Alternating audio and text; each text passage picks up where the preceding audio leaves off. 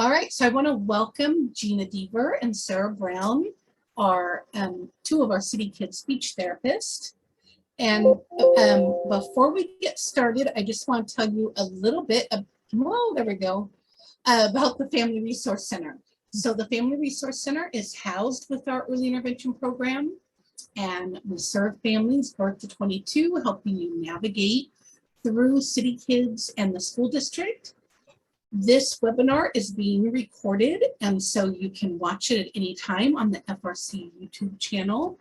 Here is my contact information. And you are welcome to reach out at any time if you would like more support. With that, I'm going to turn it over to you ladies to get started. Okay. So, good morning, everyone. We are here today to talk to you about if your child is not yet saying their first words and you would like them to start talking more. There are some precursors that we need to make sure that your child has prior to them usually talking. So we're going to talk about all of those that are so important prior to them actually talking. So one of those is attention span, and you might be surprised by these averages, but 18 to 15 months, they can attend for about 1 minute. So if we expect them to do more than that, it's probably more than they can actually do. So we need to make things quick and short and fun. At the 16 to 19 month level, they can attend for about 2 to 3 minutes, and then 20 to 24 for about 3 to 6 minutes. So you can see that they need different things to keep their attention. They're going to play for short amounts of times with certain things, and that's okay because that's typical for a child that age. And as they get a little bit older, it goes up, of course. As they get towards 3, it's about 5 to 8 minutes. So as we look at attention, we need to consider that when we're playing with them as well and getting them to do things. Okay, next slide is good, Leanne. All right. So for the attention, it's kind of like a foundational skill that we need to see first. So if you want the child to learn from you, you have to gain their attention. Well, how are you going to do that? You need to basically follow their lead. So whatever they're interested in, that's what we're going to do. It's kind of like follow their lead around the house, follow their lead out on the playground, and see what are they truly interested in first. If you're paying attention to what they are paying attention to, you're teaching joint attention skills, which is really important in like the back and forth of communication. So we're going to go on to the next slide, and we're going to talk about all the steps involved. So there's 6 steps to following your child's lead, and we will talk about those one by one and kind of give you demonstrations of what that means. So the next slide shows number 1. What we're going to do, we're going to observe the child, we're going to wait, and we're going to listen.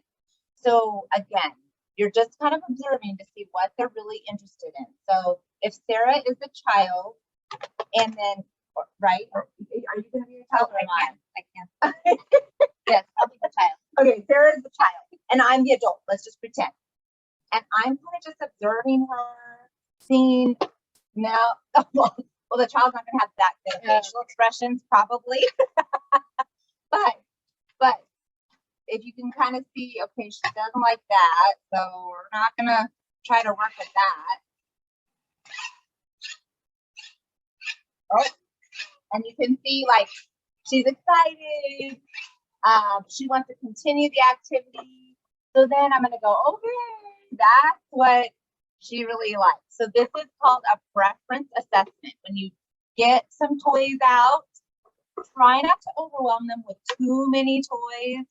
A lot of times we recommend to parents to try to limit the amount of toys that you're presenting to your child at this young age, just because if they get too overwhelmed, they won't sustain their attention for a longer period of time. So you can see we only have a couple of toys out. And then we really saw, okay, the child really liked the bubbles. So it's, you can see right now that we're face to face on the ground, and that's very important for our kids that are little, because otherwise, like if we're sitting up all the time somewhere higher, we're not face to face with them, and that floor time is so very, very important. So you can kind of understand what they're looking at, what they're seeing. What we might be seeing up at our level is totally different than what they're seeing at their level when they're playing on the floor. So we need to be able to understand what they're seeing and what they like. And it also builds a really good connection with your child. To just be down there, spend that time with them down on the floor, and just take time with them to play with what they're playing with.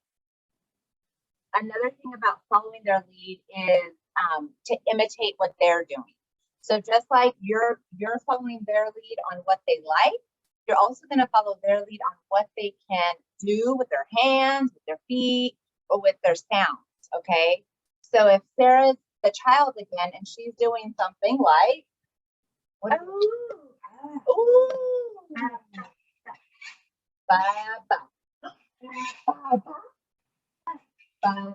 And as you can see, I'm like going in towards her face because I really want her to attend to my face as well. If she was just looking at the bubbles, well, I don't want her to interact with the bubbles. I want her to interact with me. So I'm going to start imitating what she's doing. And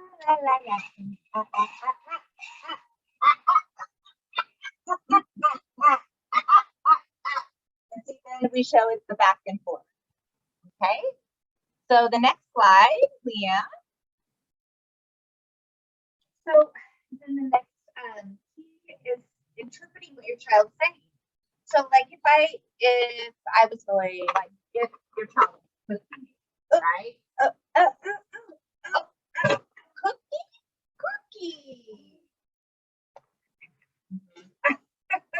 So you want to kind of match their gestures, what they're doing. You want to do actions what they're doing.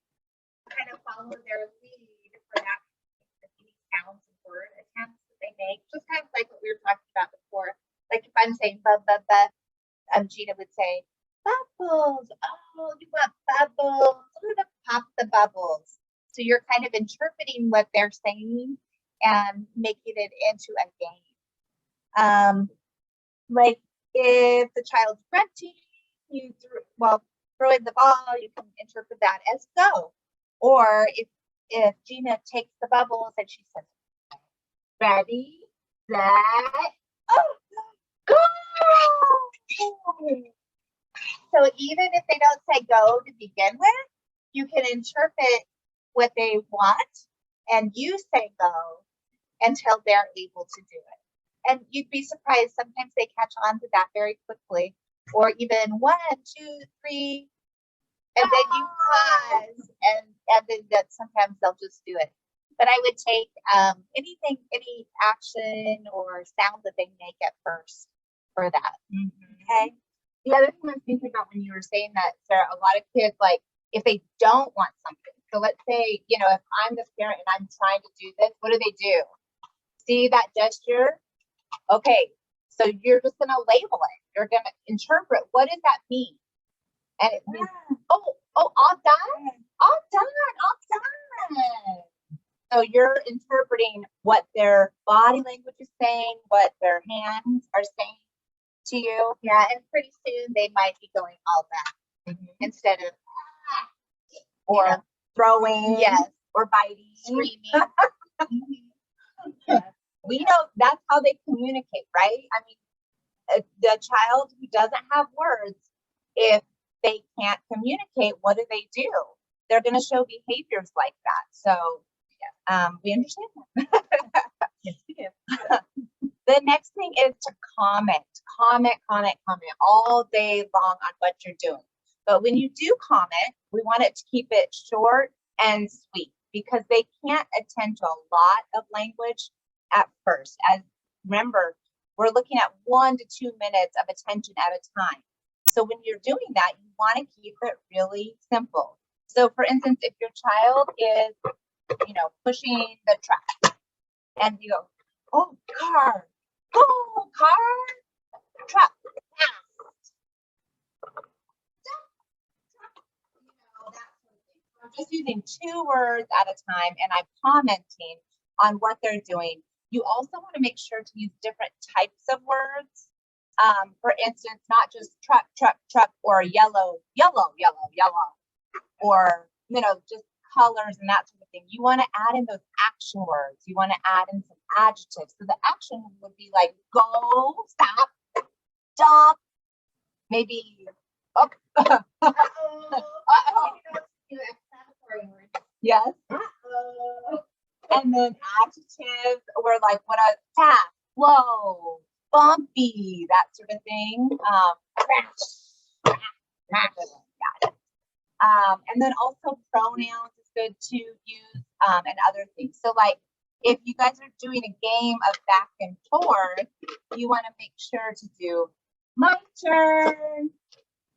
Oh, my turn. So I gave her the language to say mine, because even though you think you don't want your child to say no and mine, you do, because that helps them to not have tantrums. Yep. So they're protesting using words instead of actions or physical ways. So then we're on to join in and play down at the bottom. So when all else fails, get down on the floor, play with your kiddo, just have fun with them, be silly, do silly things with them, like, oh, my cookie got hot. Oh no. Oh, that kind of thing. You can sing what they're doing. You can make up silly songs with what they're doing. Sometimes that's all I do all day. It's kind of fun. Yeah. And So the other thing I was thinking too, Sarah, is if they're not interested in toys, a lot of them like physical play then. So keep that in mind. I know it's exhausting, but if you need to get their attention, you need to get joint attention going in a back and forth manner. That's what they need. They need that physical play. So sometimes what we like to do a lot of times to get that interaction going is like horsey ride, where you put your child on your knee. Yeah.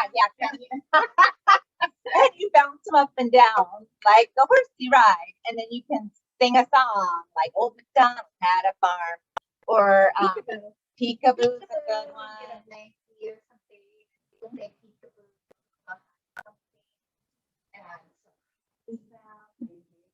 They all seem to like airplane rides.